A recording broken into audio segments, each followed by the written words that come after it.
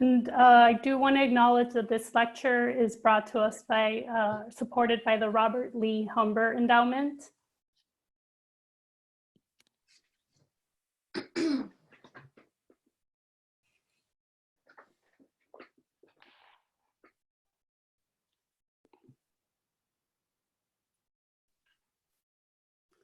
All right, and we'll just give it maybe another minute and we'll get started.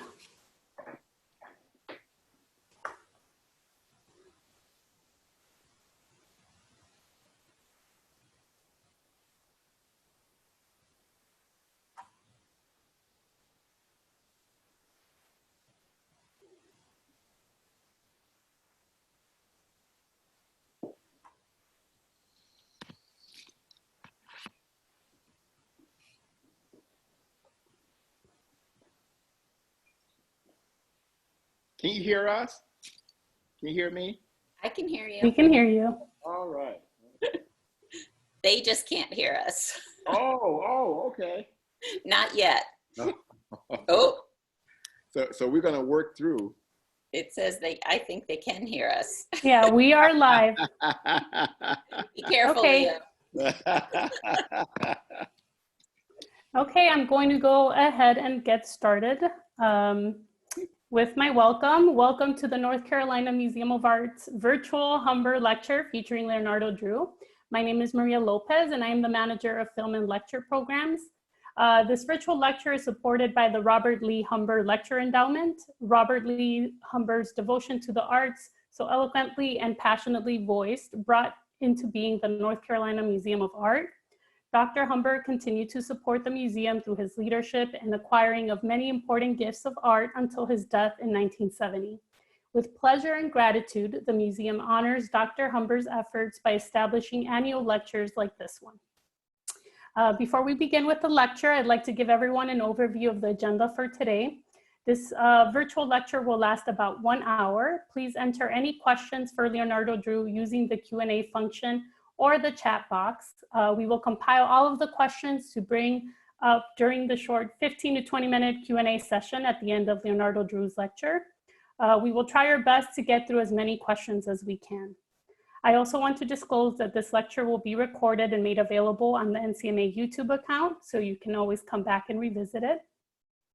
When using the Q&A and chat function, please use common courtesy, be respectful of our panelists and attendees, and refrain from making comments that contain offensive, abusive, or threatening language. Attendees who do not follow these guidelines will be removed. We hope you enjoy the lecture. If you have any issues during the event, please contact me through the chat box. And without further ado, I'd like to introduce the NC Museum of Art's Chief Curator and Curator of Contemporary Art, Linda Doherty. Welcome, Linda. Thank you, Maria. Good evening. It is my pleasure to welcome you to this evening's lecture by artist Leonardo Drew. As you saw in the opening slides, Leo was born in Tallahassee, Florida. He grew up in Bridgeport, Connecticut, and then ended up in New York City, where he studied at the Parsons School of Design and ended up receiving his BFA from the Cooper Union. He now lives and works in Brooklyn, New York. And as you also saw in those opening slides, Leo's work is in major museums' collections, nationally and internationally. And his work has been featured in numerous exhibitions, both group exhibitions and solo exhibitions, nationally and internationally. And his solo exhibition is currently on view at the North Carolina Museum of Art, Leonardo Drew, Making Chaos Legible. This exhibition opened on September 9th, and it'll be on view through the end of the year, through January 3rd. So if you've not had a chance to see it yet, I hope you'll make your way to the museum soon. And Leo's exhibition at the museum is the first in what we plan to have as an ongoing series where we link projects inside and outside of the museum, that there are art installations and exhibitions in the museum that relate to art projects out in the museum park. So if the timing had worked out perfectly, City in the Grass, which is Leo's first monumental outdoor sculpture that was commissioned by Madison Square Park Conservancy in New York City, came to the NCMA this past spring and summer. So it was installed in February and was on view through Labor Day. And if the museum had stayed open this spring, his indoor gallery exhibition would have been on view at the same time.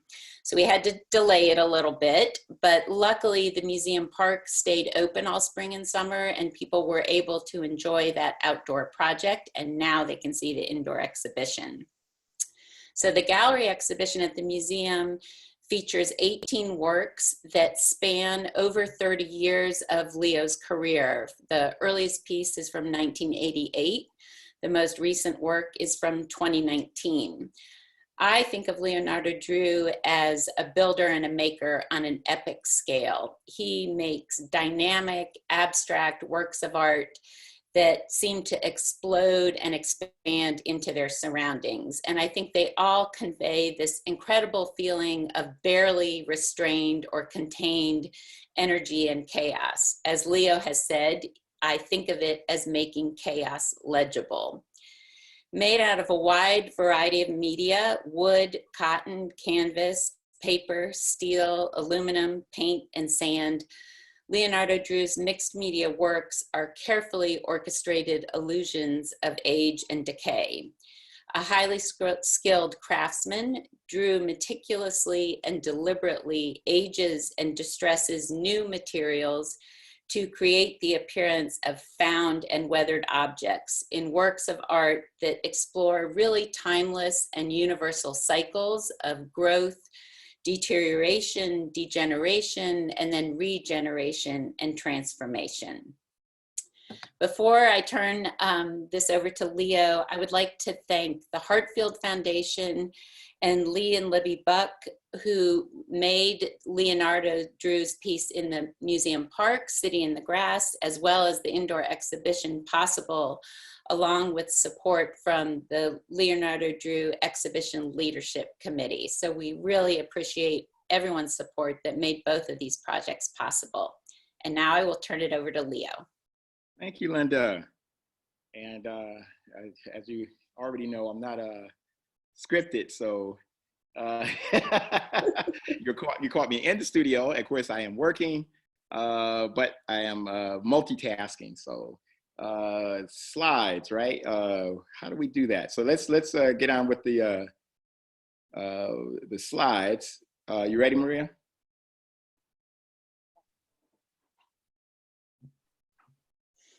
Okay, so click to start remote. Okay. And I click this, get the big screen. Okay, let's see. Yep, that's working.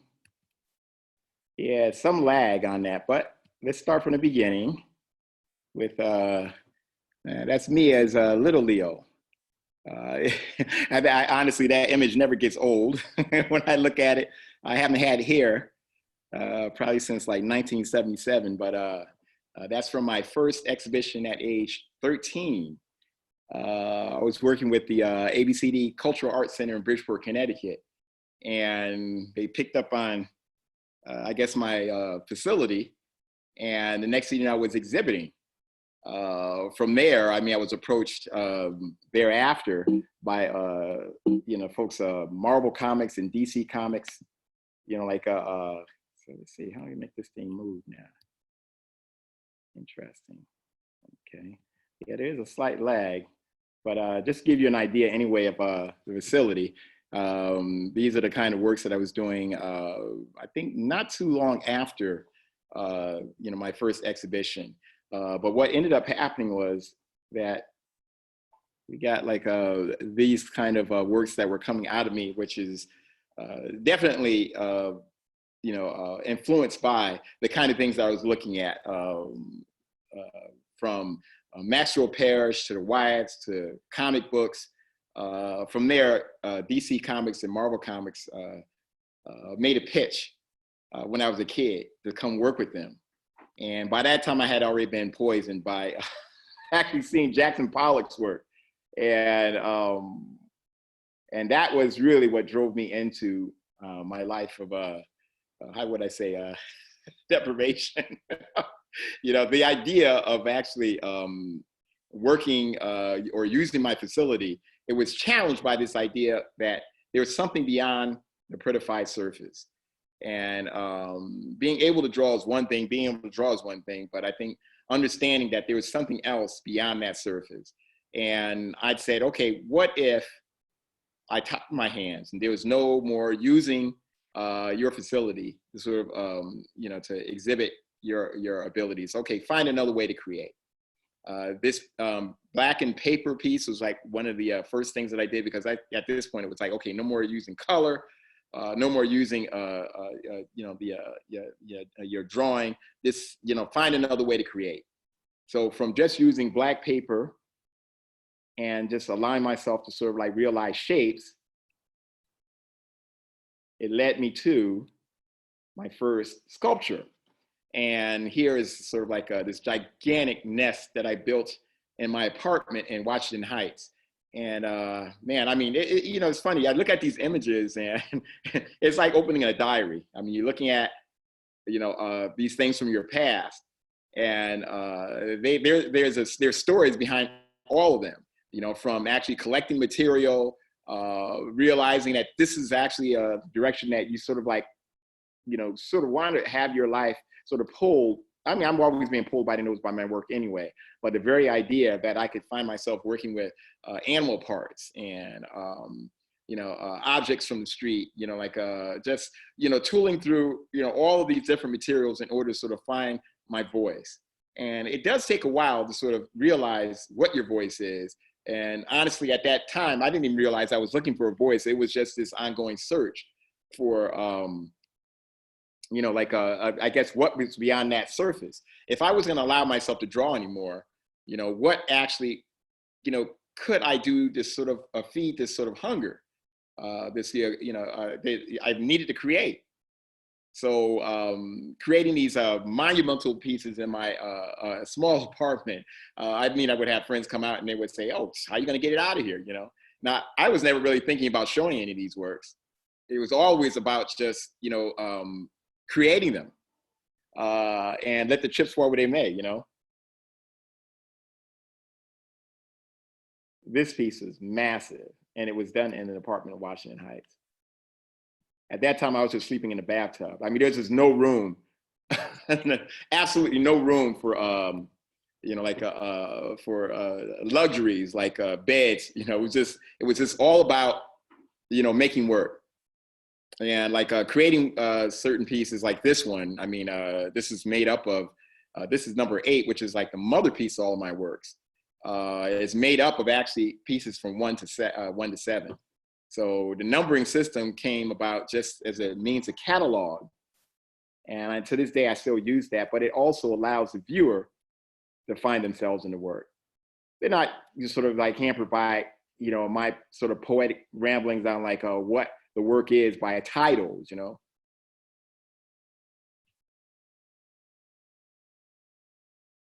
You know, from decay, you know, organic matter, I went into rust and metal, and, you know, didn't even realize that, you know, I was working on this sort of trajectory.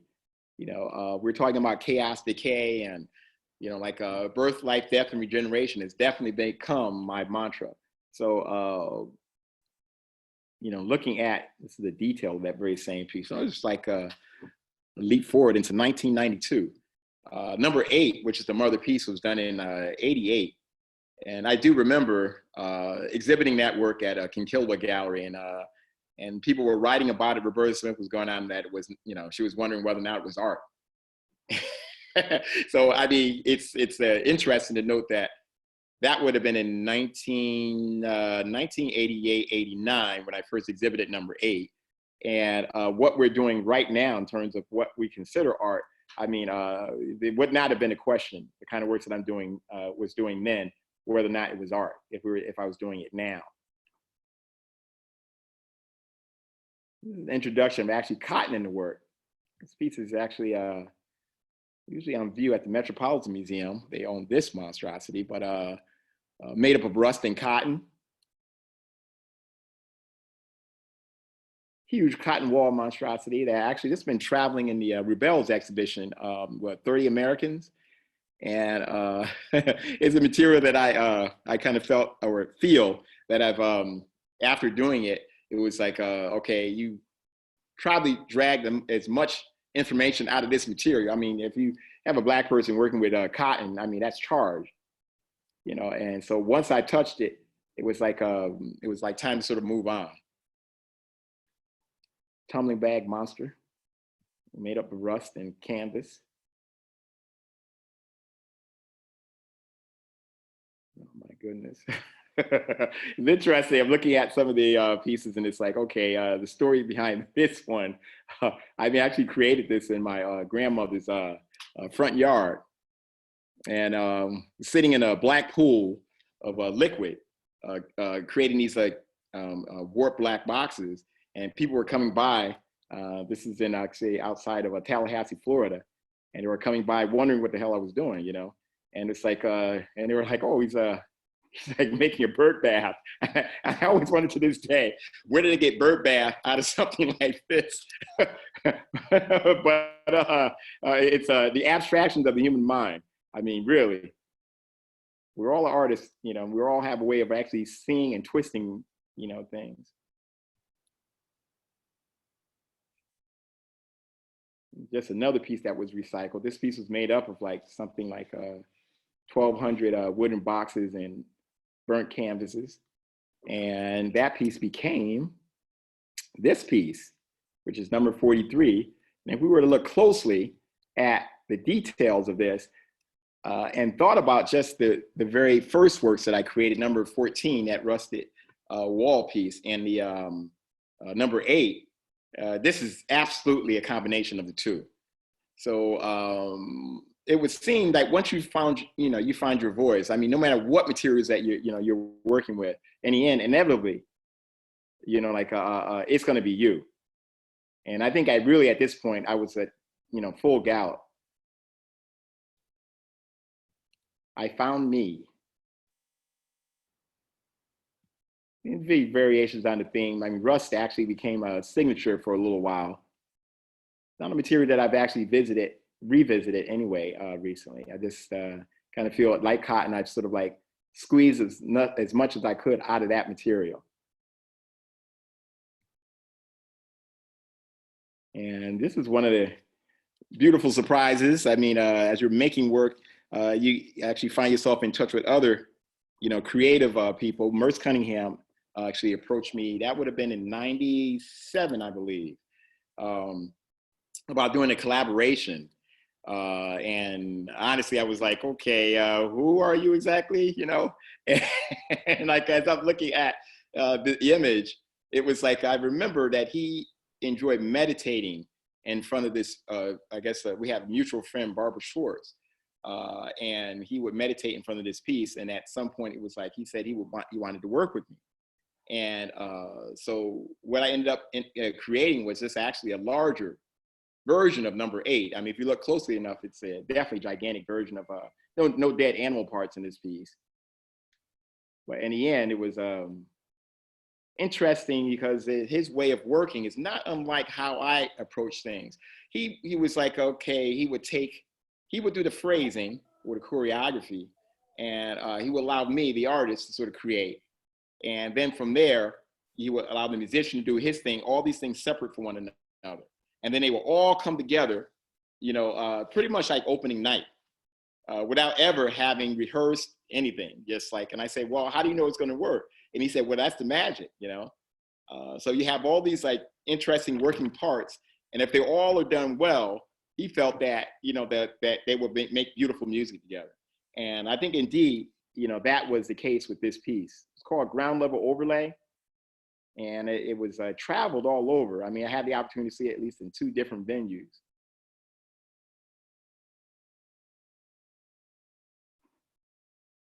Oh boy, that is the Hirshhorn piece. That's oh my goodness. It's just made up of like, you know, just all these. Just one time I allowed myself to use found objects. You know, in spite of what most people believe, actually, I'm not a found object artist. Things are fabricated right here in the studio, painstakingly fabricated in the studio. But this piece, I allowed myself, because I was curious to see if I could interject color into my work, and finding objects that have been aged and allowing that to be my palette, you know, was really the goal in the end. So, oh boy, okay, we go from something as crazy as that, and then we jump into white paper. Okay, these are cast paper objects. And this is a point where I kind of like was curious of why, or whether or not, if I challenge in the very same way that I challenged my facility in my beginnings, I thought that maybe I was becoming more lax, and that the type of work that I was creating, you know, sort of like I was, you know, now relying on that to be my go-to. So I decided that if I would take something as bland as white paper, you know, like just white paper, this is like 16-pound bond paper, which is the same as like just copy paper, and fold it into objects, you know, shape them, you know, like what would happen? In the end, interesting enough, the works were still me, you know, even though I stripped away the rust, you know, any of the signature, or at least what you would have thought were signature points in my work. You know, I stripped that all away, and here it was. It's like, okay, you have now still, you know, you're still there. So I think that, like, once you find your voice, it's like no matter what materials that you're working with, it's like inevitably you're going to sort of, it's going to be you. And so, in spite of myself, I think it's like I find that, you know, just like navigating through different materials is not really as, you know, you would think that it was some magic trick, but in the end, it's just that I'm working off of a set voice. It's a tumbling bag, rust piece in Sienna. Interesting set. Backdrop. It's not the Titanic. It's a glass and a glass and light show. Number 123. This piece is made as rounds.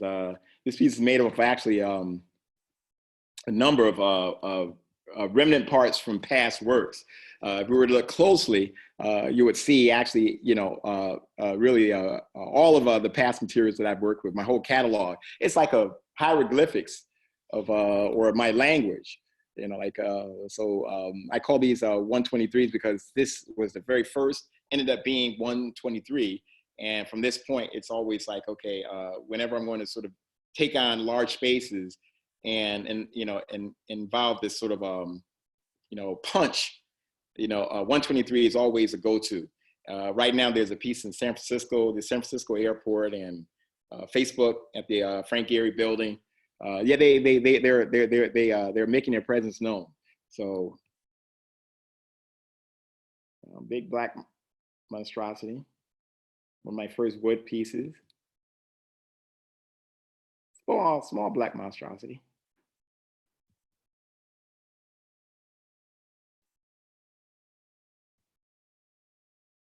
White monstrosity. Still me though.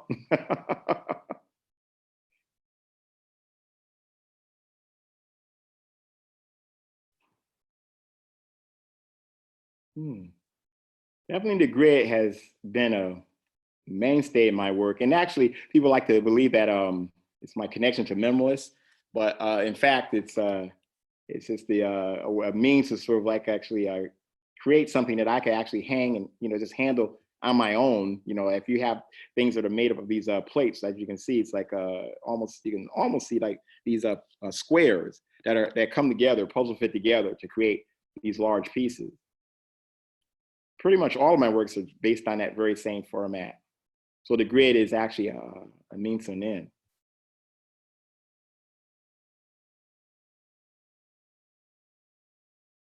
Call that the tongue piece, made up of actually, nothing is respected in the studio. I will take pieces apart in order to sort of realize new works. So this is a detail of that very same piece, but I can tell you as we go back and look at the piece, and then you get the close-up. Yeah, you can sort of see the different variations of the materials, but at one point, those are all works, in the studio, and that I actually just decided if I bought them all together, I would end up with that.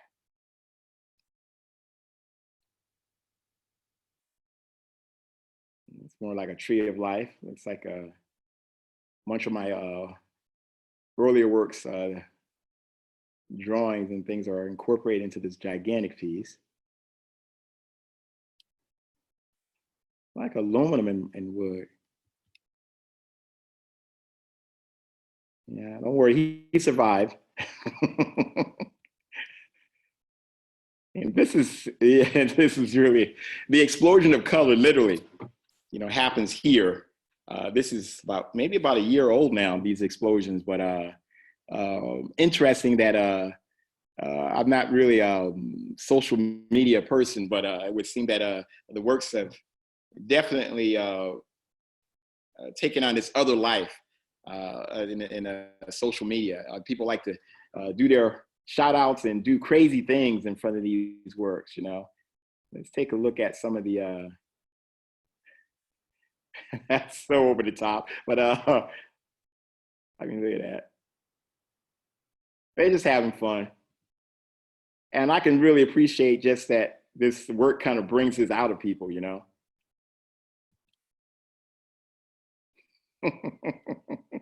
I wish I could do that. It's pretty amazing. And here's our city in the grass, Madison Square Park in Manhattan. First outdoor piece. And as we were looking at earlier, it's you can sort of see how this is a new thing. I mean, where people are literally invited to complete the work. It's interesting to sort of live with these things in the studio, but once they get out, they have this life of their own. So inevitably, the viewer, the audience, they will complete the work by climbing on it, becoming a part of it. If I were going to do new outdoor sculptures, the thing that I would do would make sure that there was permanence involved in it, because this work absolutely is not about permanence.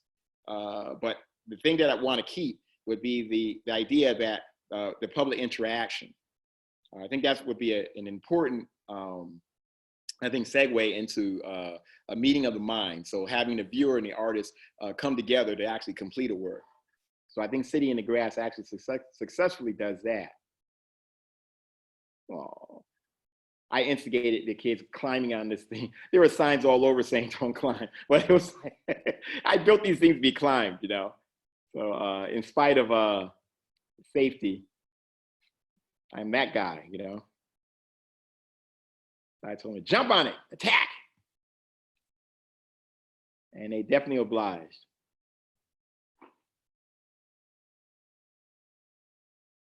Interesting that when creating this, I wasn't necessarily thinking of the Empire State Building, but once you sort of have that as a backdrop, you would have thought that that was a play on. But Stoop was out of India. These spiritual reliquaries were really the influence of these shapes. Not the Empire State Building, but the fact that it's right there. I mean, it's like, maybe through osmosis, there was a reed.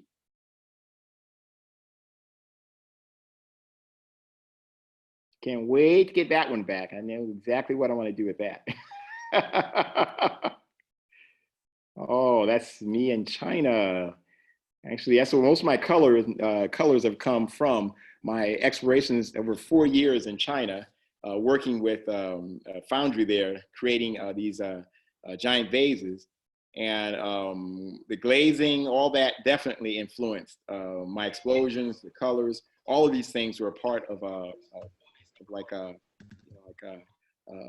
how the new has actually approached my work and absolutely has become the work. Machu Picchu. I can definitely say, like, moving around, touching places, all this has bearing on like how new work is created. and realized.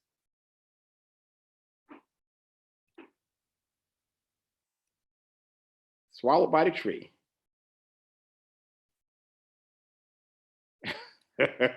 That's 1992, pushing a bale of cotton down Broadway.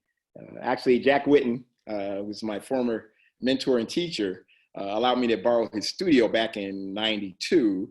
And that's me pushing I didn't know how to drive, but I could definitely put a bale of cotton on the dolly and push it 30 blocks from what was like 26th Street in the upholstery district, all the way down to Jack Whitten's studio, which was around Lisbonard, which is like 30 blocks. And definitely, I was in shape. Me in the studio, very much like looks the same, like what I'm doing now. You working on a cast paperworks. Where I'd call that me in a sort of a island of sanity in a sea of chaos. But that is a studio. And that's it. Thank you. Thank you so much, Leo, for that presentation. That was fantastic to see kind of the arc of your career. And just to get started, I basically feel like you've been an artist your entire life from the get-go. Can you just talk a little bit kind of about your path, like how you got started? And, you know, I know you mentioned the comic books and some of that, but could you just talk a little bit about your trajectory as an artist? Oh boy, well, you know, I think like you are born an artist. I mean, I don't think that you can just all of a sudden find yourself creating. I think a lot of artists have definitely found their voices in the new mediums, but I don't think they ever were not artists.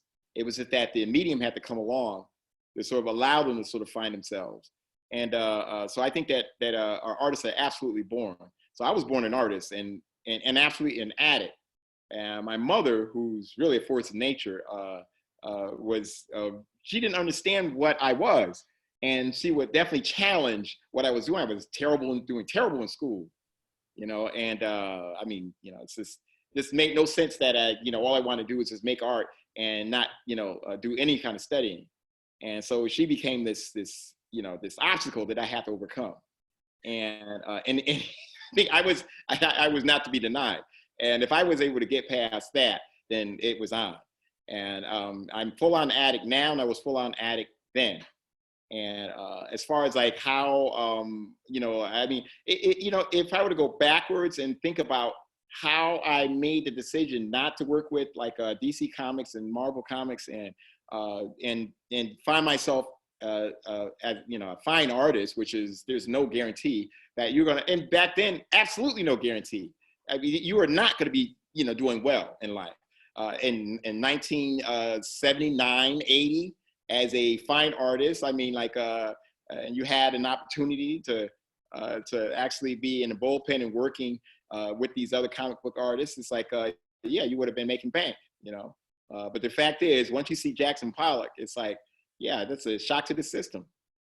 And even at my young age, I knew that there was something else, you know, that was beyond that prettified surface. So all that stuff that you were doing was just nullified by this fantastic energy of, you know. So to this day, I mean, Jackson Pollock hangs over me.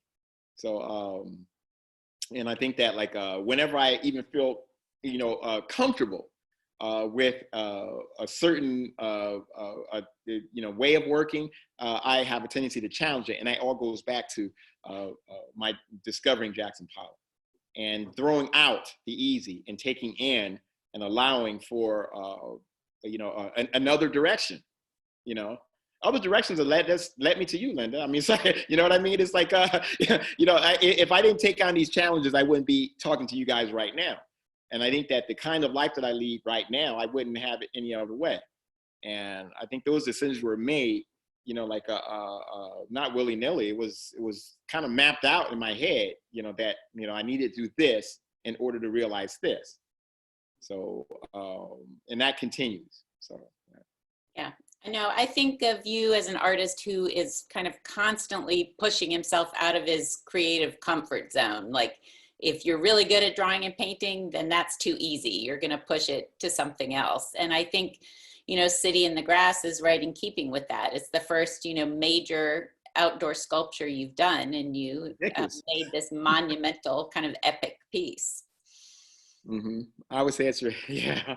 It's I mean even to think about just working on that scale and the studio space that I have, it was one of those kind of you know, challenges that I relish. You know, so it was like, okay, how are you going to sort of create this thing that's like was 109 feet long, and your studio space really could not accommodate that. So yeah, if there was a brilliance, it's in strategizing and how to sort of like make something happen within the space that I have. I love my space. It's a killing floor, but it is you know, a serious place to focus. And I would not have it really any other way. I mean, like I just actually bought really the space next door. It's a type of expansion. It's more like to allow visitors to not have to sort of go or through the chaos of the studio. They can actually go to a clean space and have 2 floors of viewing art without this. Though I think that they actually kind of enjoy the chaos and coming to the studio. So I don't want to talk, you know, out of turn, but I think that I just thought it was the frame, allow them to frame the work in a different setting would be kind of like a gift to fans of the work. So, but you can. Well, we have a question from someone about the chaos in your work and about kind of reading the chaos, and they wanted you to talk about what the chaos reveals about you and your style and kind of what we should take from that. That I'm nuts. Well, I think, gosh, how to answer that question. That's an interesting question, but I think that I would definitely have to step outside of myself. You guys outside can see better than I can see. You know, I'm living it. You know, like I'm rolling around in it, and so it would be difficult for me to sort of assess. You know, like, okay, what does this all mean? You know, but from your standpoint, you know, as a viewer, you know, the working of me, then you would probably be able to sort of assess my obsession. You know, but it is what I mean. Like when I say I'm an addict, I think that's probably the best way to sort of describe my frenzied approach to sort of making work, my constantly sort of asking questions and moving around and trying to find other means to sort of create or other materials to add to my voice or to my language. Well, this question kind of relates to that. The question is, what holds the work together both physically and metaphorically? Well, some of those are secrets, but yeah, I bought all kinds of concoctions to sort of realize, you know, like holding, or you know, because otherwise, I mean, these works are to collapse. They definitely would take out people, you know. So you need to sort of like be able to physically be able to stabilize things. My learning how to do all this when I was at Cooper Union and in my travels, you know, like how to sort of attach, make things, you know, like seem suspended when they're actually are sort of like held, you know, together by this or that. You know, it's just, you know, a means to sort of like, you know, through your ingenuity to sort of continue to sort of come up with ways to sort of like, you know, make things happen. And but you know, metaphorically, I think that's exactly what it is. These are absolute metaphors. My life has actually been a metaphor for, you know, like you know, stick to itness, you know, full speed ahead, you know, obstacles being, you know, challenged and worked, and you know, like you know, and so I think that it's you know, I'm open always to suggestion and things that are happening around me. I love hearing and doing and traveling and touching and that's these are all additives to your creative self. This question, I think, is about number 8, and it's asking about like the dead birds and the kind of animal parts and kind of, where did you get them from? Why did you include them? And it seems kind of an anomaly. Like we don't see that in later work. Was that a one-time thing? Linda, honestly, once you've touched that material, it does absolutely become you. The reasoning for working with that material was because we need to work through our fears, and one of our biggest fears is actually what's on the other side. Death it's for all of us, but it is a part of life. So how do you sort of like bring those two elements together? So for me, it was really about like, okay, if you work with something dead, literally, you will connect spiritually to that, and you will find your way through what that journey can be. So working with dead objects, once you sort of have gone through that and work yourself through the other side of it, it now becomes a part of your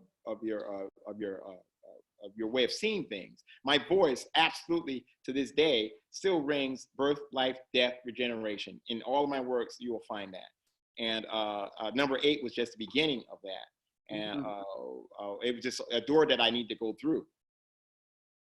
Yeah. This question is about kind of early on in your life. What in your young life was in your neighborhood that may also have influenced you? Like before you saw Jackson Pollock, what else was going on? The person that's asking that question, I'm almost sure they already know my history. So it's Speedy. Isn't that something? Yes, but living right outside the city dump. I mean, literally outside of our apartment was the landfills. So I found myself, actually there a lot. Just gleaning through all the objects and things, and you take on, you're not exactly sure, at that time why you need to sort of do these things. But if we were to go, say like hindsight, all these things are so much a part of how I see things now. And even if you were to think of Jackson Pollock, if you look at number 8, it is really a sculpted version of a Jackson Pollock. Even though it's layered, you look at it, it's just layered chords, with all these objects embedded in it. But it's absolutely a sculpted Jackson Pollock. So having already sort of gone through this phase of adding these landfills and these things into my language, I didn't know that was still there. Until I started making these abstract sculptures, and now it's like visible. My past is actually now present. Yeah. This is something I have also been thinking about. I think looking at lots of your pieces, there is this sense of the kind of aftermath of destruction, either man-made or natural. So kind of what happens after a flood or a wildfire or moves through the landscape. And so someone is asking, about the things that are going on in the world right now, the wildfires on the West Coast, and kind of they're wondering,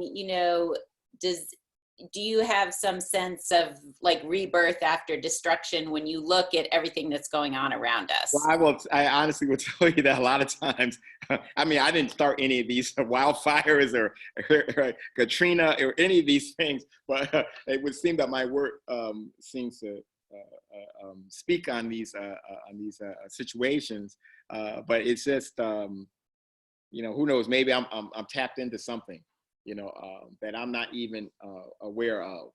I remember when I did the piece at the Hirshhorn, there was a security guard who was, he would actually wait till the room was filled to capacity. And then he would actually have run a tour of the piece. And he would tell people, oh, this piece actually is a Manhattan. And I would happen to be there when he was going on about and folks were like, what, the houses, why is this? And what is this section over here, this destroyed area, And at that time, actually, we had not experienced 9/11 yet. That would have been maybe a year before. Mm-hmm. And so he was trying to explain that area. And I didn't, I mean, I had to ask him, I said, where'd you get this information? He said he got it from the artist. I said,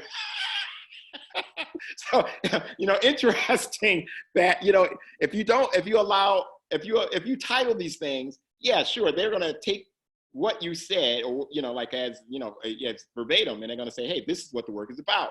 But if you give them a number, you said this is number 75, they're going to go all over the place. He happened to sort of like feel that this was a map of Manhattan, and people couldn't wrap their head around that destroyed area, which, I mean, if you look at that piece, you go back and look at number 77, you'll see it.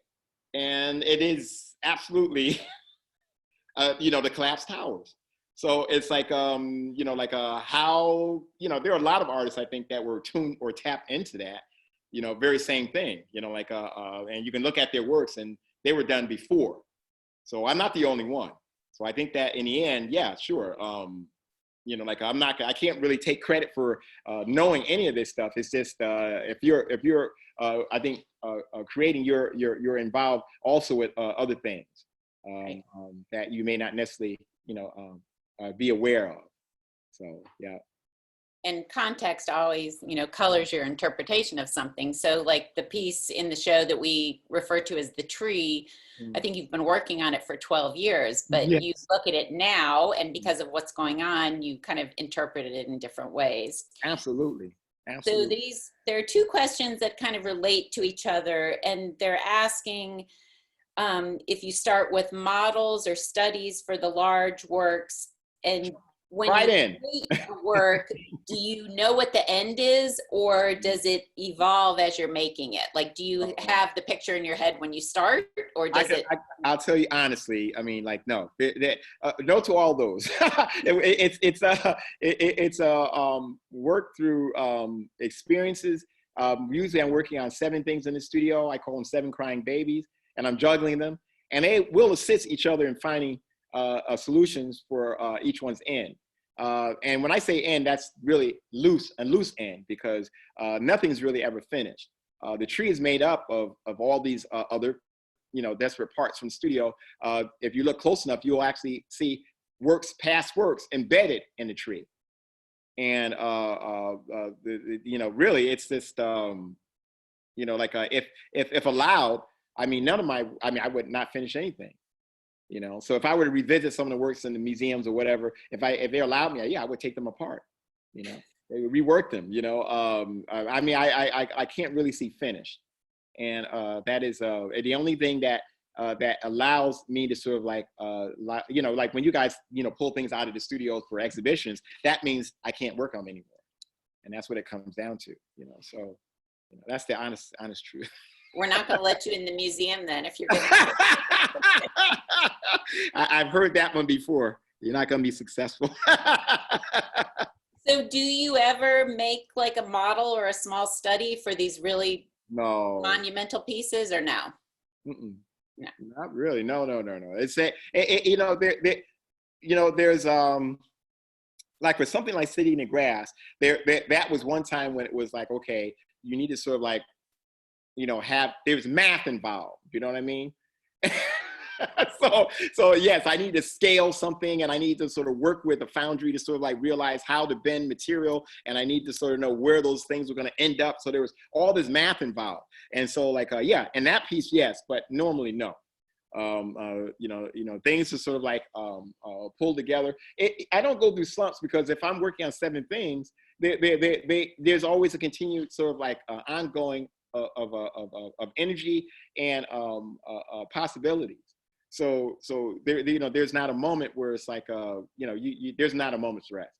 So and in that they will definitely shape the next piece. The piece before usually will shape the next one.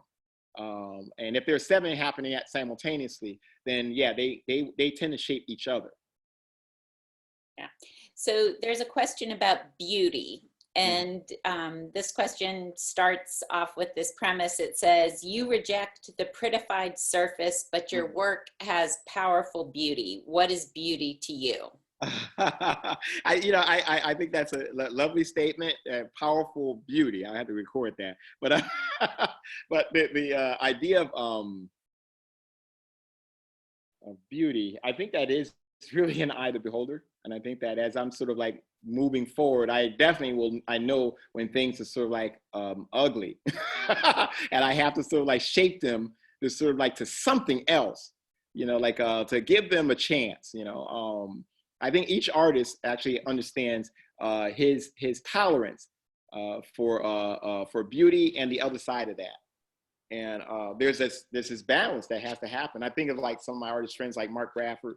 I mean, you look at his work and you can see he's walking that fine line, right? And it's a balance. And I think I'm doing the very same thing. So if we were to think about chaos, then like we were talking about making it legible, yeah, sure. Then there's that, there's a happy medium, right? Mm-hmm. So that you can actually, it's not like you're looking at remnants from Hurricane Katrina, because that would be, sad and horrific. And no, you're looking at it, you're digesting it, and you're coming away. What did she just say?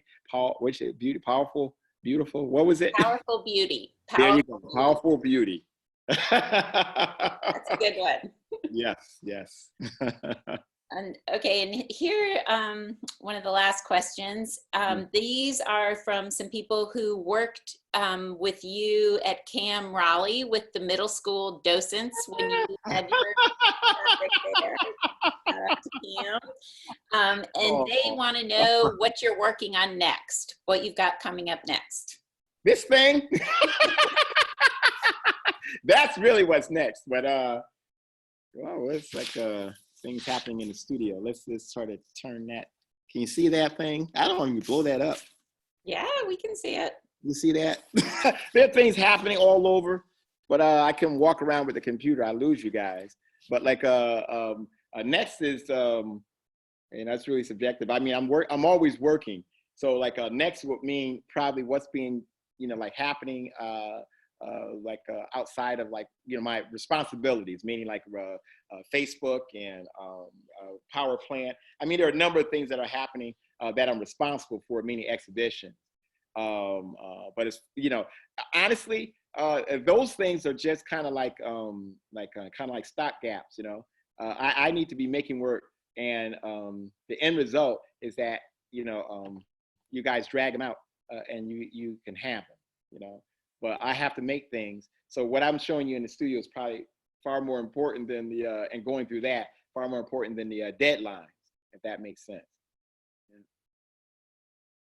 Yeah, that makes perfect sense. Are you still working on the Great Wall that I saw last time? Yes, I wish I had the images, but the Great Wall has been moved out into the courtyard. So like it is now it's been installed. So I'll send you images, but but it's not done yet. But you will see where it's going. But highly influenced by the Great Wall. But I have my miniature Great Wall in my backyard. So like and it's just it's all for me. I get to go back there and meditate and work on it, and it's an endless thing. Yeah. Excellent. Well, I think as everyone can see who's with us tonight, you never stop working. So as far as I can tell, I don't think you sleep either. Which someone I think just asked, like, 4 hours. 4 hours. That's all you need. Yes, but there's work to be done. And I'm the man to do it. Well, Leo, thank you so much for spending your evening with us. We really appreciate it. And it's been a pleasure to see kind of your work over this period of time, to see what you're working on right now. And we are thrilled to have your exhibition at the museum. And as I said before, it will be up through the end of the year until January 3rd. So I encourage everyone who can to come and see it in person. And we have produced a beautiful catalog that will be ready around the middle of October. We were waiting for some photography of some of the works in the exhibition. So please check back in with us about that as well. And thank you again. Thank you all for being here this evening as well. Thank you, Linda.